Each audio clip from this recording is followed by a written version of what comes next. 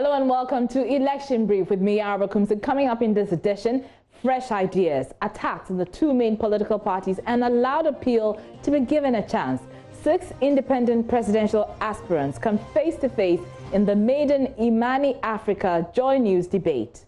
I am going to run a government that will appoint only 40 ministers. What I will achieve from amending Article 78, it will make the legislature autonomous. We're coming in with a very skin-tight government. We have 10 ministries. Also, Ghana Police Service to arrest and prosecute persons involved in any form of violent activities as we inch closer to the December 7 polls. We are prepared, but those individuals or groups of persons who may have intentions to foment trouble during these upcoming elections, we want to assure them that we will go full length to arrest those who are involved in any bit of trouble. And governing MPP launched fresh attack on former President Mahama, questioning his decision to return to power. 2020 race is essentially between the NPP and the NDC. This will be a contest between the kingdom of God and the kingdom of darkness. Nana Akufo-Addo and John Dramani Mahama, the former president and the current president. We believe it is an easy choice to make because, unfortunately for... Thank you for joining us from wherever you are. We are live from our studios in Kokomimle.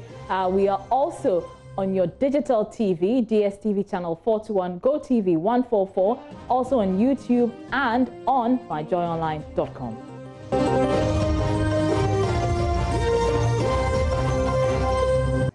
Now, thanks for joining us. So, for about 2 hours, 6 independent presidential hopefuls responded to issues on corruption, education, health, and many others in a debate organized by Imani Africa and JoyNews, your election headquarters.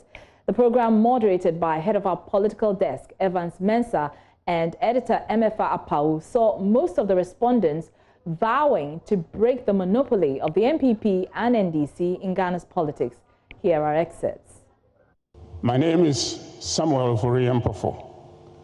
I am from Esiom in the Eastern Region and Kwasi. I decided to run for the highest office of the presidency of Ghana because I believe in myself. My name is Kofi Karansing, and I'm a husband, I'm a father, I'm an entrepreneur, and I'm an advocate.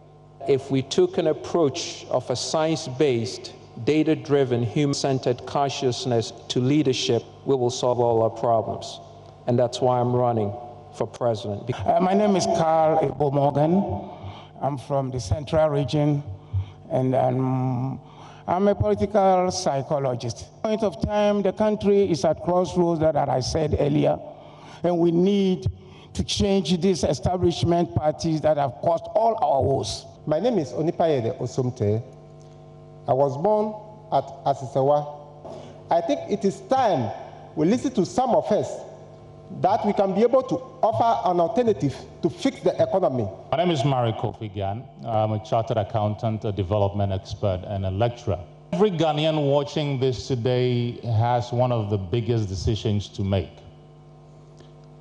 And that decision is to choose someone other than the NDC and the NPP.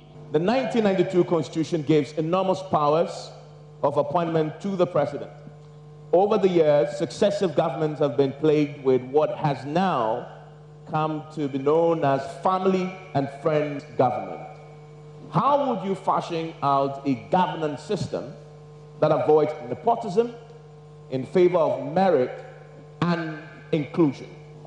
Yes, we all know that since 1992, we've had the problem of the presidency having all the executive powers to control every sector of the economy.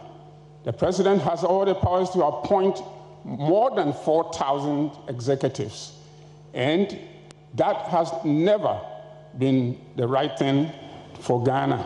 And if I am given the nod, I am going to run this country with minimum governance and save as much resources and funds as much as we can for our national development. Our system of bringing people in is absolutely wrong, Evans. The first thing we need to do, we need to employ a director of public prosecutions, okay? Work directly with the Attorney General's office so they could oversee all crimes, everything in terms of process with the country. We need to employ also a public service commission who does the hiring of the police commissioner, hiring of the Auditor General, and also the hiring of the Electoral Commission. I am of the opinion that the 1992 Constitution has given so much power to the president. He appoints tons of people. And naturally, when you have such a power, you would like to bring your closest family. The temptation is so high. When I'm president, I'm going to review the Constitution, expunge the indemnity clauses, and these are things that we are talking about. I will propose that we have a president and who appoints a prime minister to run a government. When you read the Constitution, in Article 78, there are two offices. The Constitution created two offices, the legislature and then the executives. But Article 78 gives away that a legislature, the executive, which the president is supposed to take more of the cabinet ministers, the ministers from legislatures. So one person is having in two offices. I think that's the reason why we are facing this kind of nepotism. So what I'll do is I'll amend Article 78. So it separates the legislatures from the executives. I think that will help. Well, head of our political desk, Evans Mensah, has been sharing his perspective on last night's debate. He spoke to Bernice Abubedu Lansa on News Desk earlier. Actually observe that the candidates stayed within the 1 minute and put forward their thoughts. I mean, aren't we having a conversation about the substance they put forward? All of that substance that we are talking about today, this morning, was put forward either within 1 minute or in 30 seconds. So it is possible. It is possible if you set standards and you want to keep to it. That is where we want to get to as a democracy. We've run a political scene and interactions where people essentially over-elaborate. They say one thing and they repeat it in other words. And in fact, in under a minute, we experienced that. Some people were actually repeating their thoughts in under a minute, and I was actually surprised. Yeah, absolutely. I mean, good observation. Even a minute, and you could see they finish making the point in maybe 40 seconds. And then they find themselves thinking, okay, I need to elaborate more. And then they attempt to elaborate, and then they repeat themselves before the bell rings. In fact, there were many instances that I even for me, and of course, I'm also a product of this culture, an aspirant is making a point. He actually finishes the point. The bell had not rung, and I'm caught looking, should I go on or I should wait? But he's done.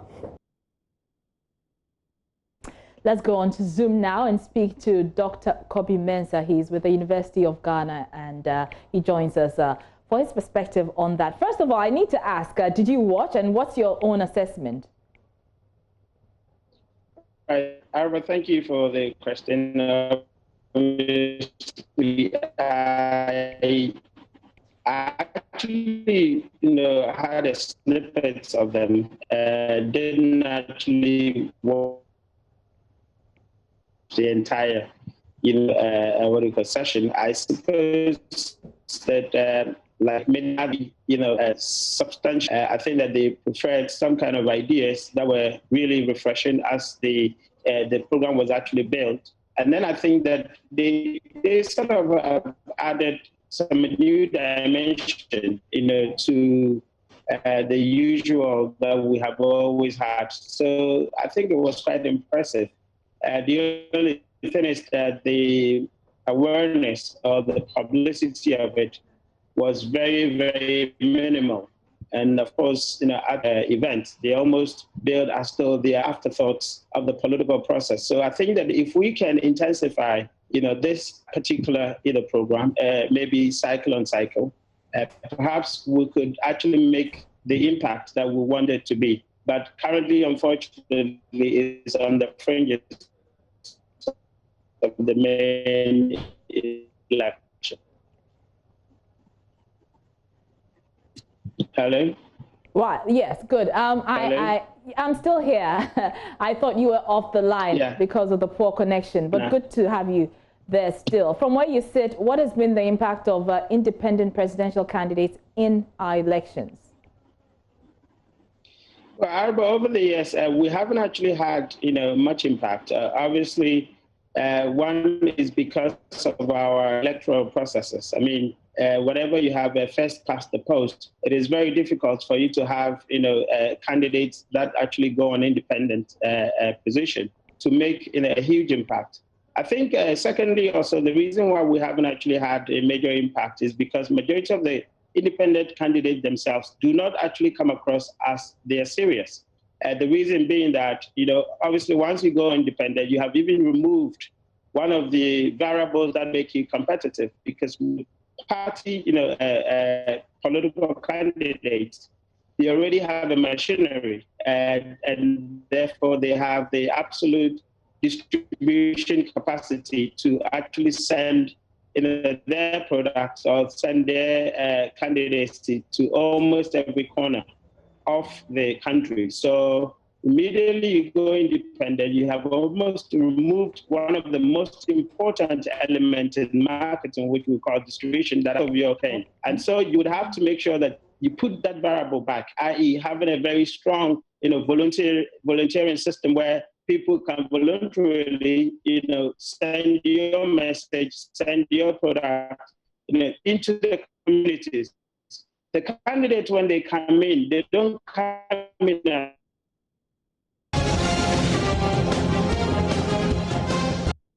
So here on Election Brief. Now, former President Mahama has accused Ghanaians of exercising poor judgment in voting against him in 2016.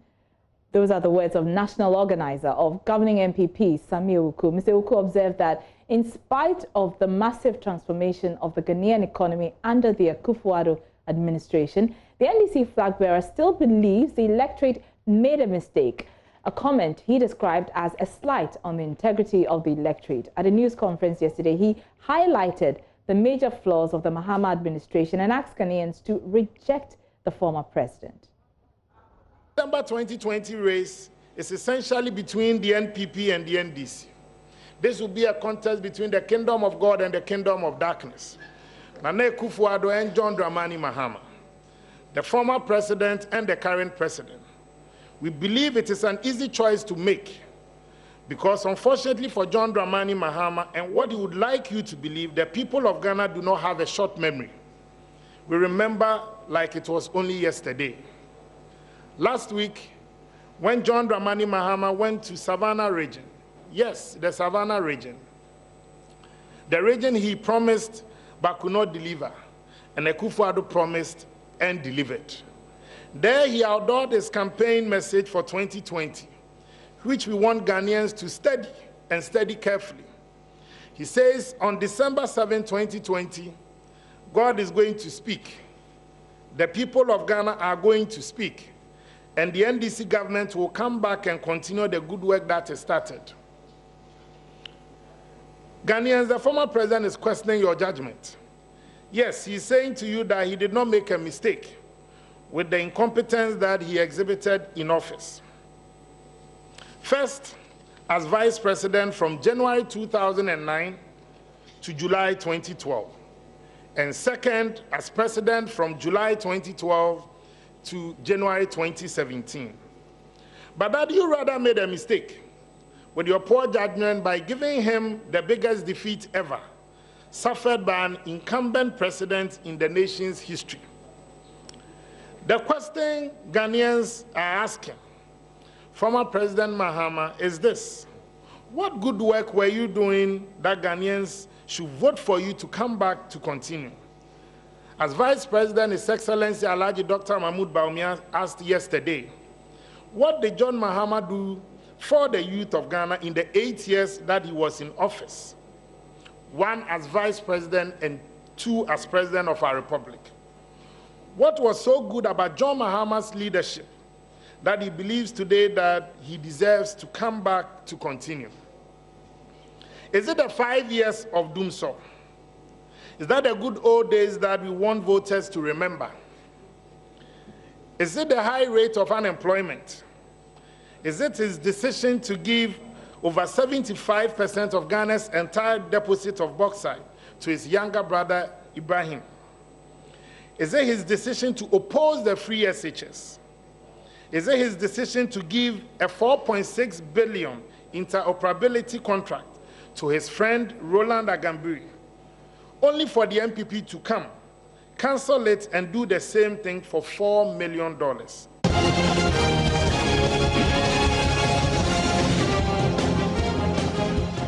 And speaking of the former president, Mr. Mahama has called on President Akufo-Addo to cut down on the size of his government and foreign travels and use the savings to pay assemblymen. Mr. Mahama insisted it is possible to remunerate assembly members. You will recall the former president came against a huge backlash, especially from the Ashanti Regional Association of Assembly Members when he first made the pledge. The group cast doubt on the former president's pledge, saying he was unable to fulfill it when he was president.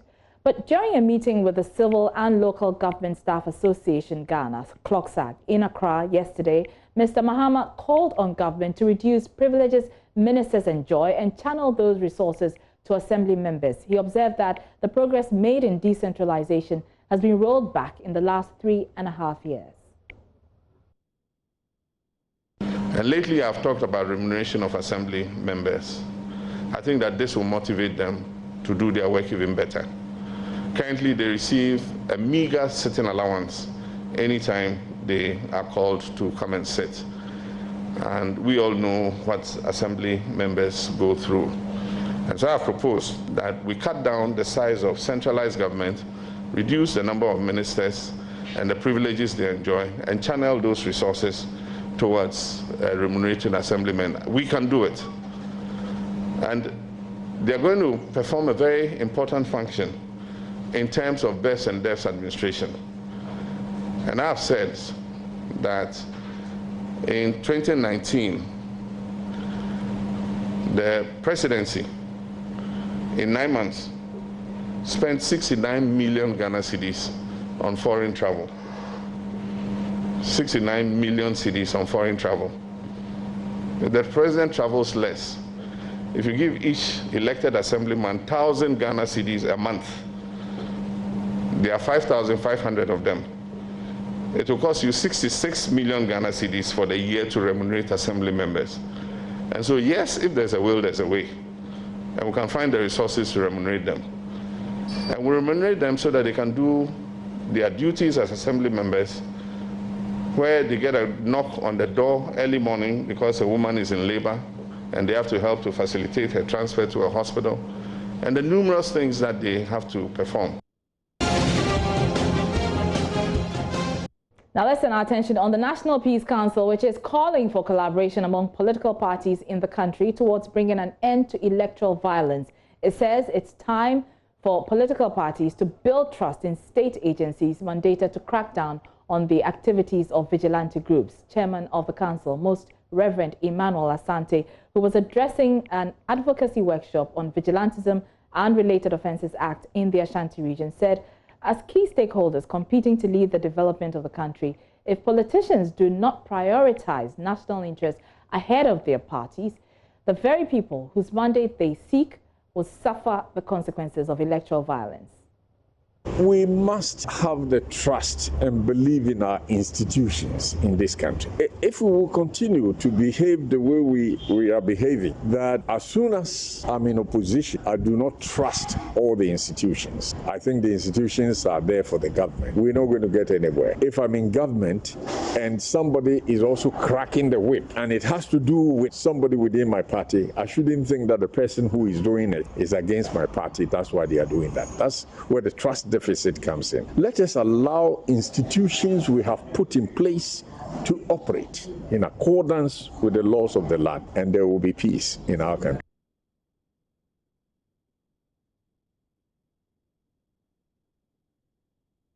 Well, the NDC has been reacting to this call from the National Peace Council. Its Director of Elections, Elvis Ifriankwa, says the call should rather be directed at the police service, which he believes has been supplying or applying the law selectively. He's been talking to JoyNews. I think this whole talk of parties meeting is actually an insult on our intelligence. People commit crime. They are known. People go and beat people. People shoot people. People stab people. They kill them. The law enforcement agencies must deal with them. All these conferences, they become meaningless. Haven't we signed an accord already? Don't we have a vigilantism bill? Don't we have laws? So what is this? It's a charade. Okay? We must be forthright. And I'm getting tired of this business when people commit crime. Then they will generalize and equalize MPP, NDC. How many NDC people did you see carrying guns and firing at people? How many NDC people did you see shooting or beating or maiming? Look at all the incidents. And this is the worst form of registration violence in the history of modern Ghana. We must say it as it is and stop rationalizing and sugarcoating it. Horrible violence, 2 people dead if they were horrible, unacceptable. People have been beaten, cars bent. The culprits must be brought to book and dealt with, period. I also always report people, it must be enforced. Some of those same thugs went around beating people in Kaswa. That is the solution. We can meet and talk, but at the end of the day, if people don't have a feeling that if they commit crime, they'll be dealt with according to the full rigors of that, it will be a bloody waste of everybody's time.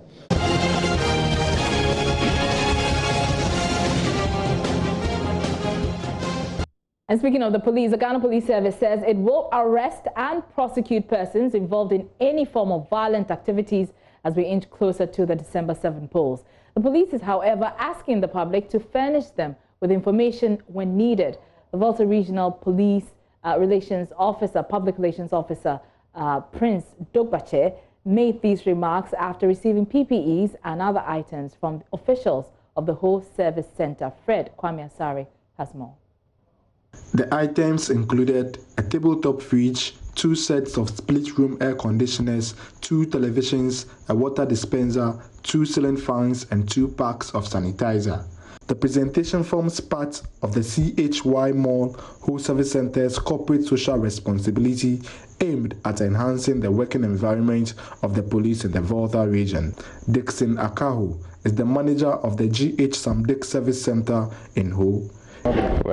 We decided to donate these items to the Ghana Police Service because they are our backbone as security personnel. They are in charge of the country. And then we were here a week ago to look at the environment, to see the items that will be needed for their work. So we've decided to donate to them. We are actually into e-commerce, online buying, and selling. The Volta Regional Public Relations Officer of the Ghana Police Service, Prince Dogbache, appreciated the gesture by the company. He, however, implored the public to continue to support the service to enhance policing in Ghana, especially as the country gears towards the general elections. We are just done with the voter registration, and we want to assure the public that we are prepared.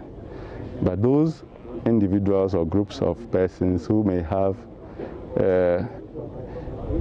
intentions to foment trouble during these upcoming elections, we want to assure them that we will not leave any stone unturned. We will go full length to arrest those who are involved in any bit of trouble and then ensure that those who are law-abiding will go about their normal duties. The group that has come to give us this donation, I think, is a demonstration of good partnership, which is what the police always calls for. So ask for such gestures. Now, we work with information, so we'll still say that the public should not forget to always remember to give us very credible information that can lead to the arrest of those who are involved in any form of crime, so that the region and the country can be a safe place for all of us.